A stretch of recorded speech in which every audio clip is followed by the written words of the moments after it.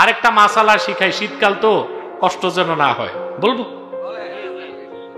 লজ্জার বিষয় তাও বলতে হয়, মাসালার ক্ষেত্রে লজ্জা নাই।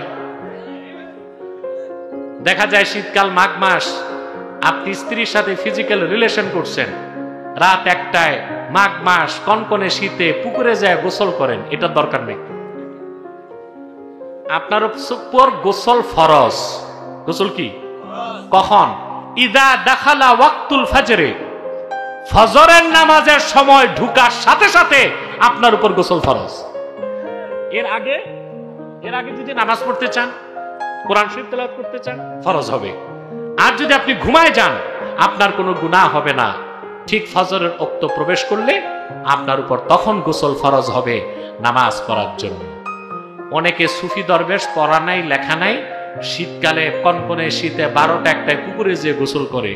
এইরকম কষ্ট পাওয়ার পর ভয় থেকেও 7 দিন স্ত্রীর কাছে যাবে না।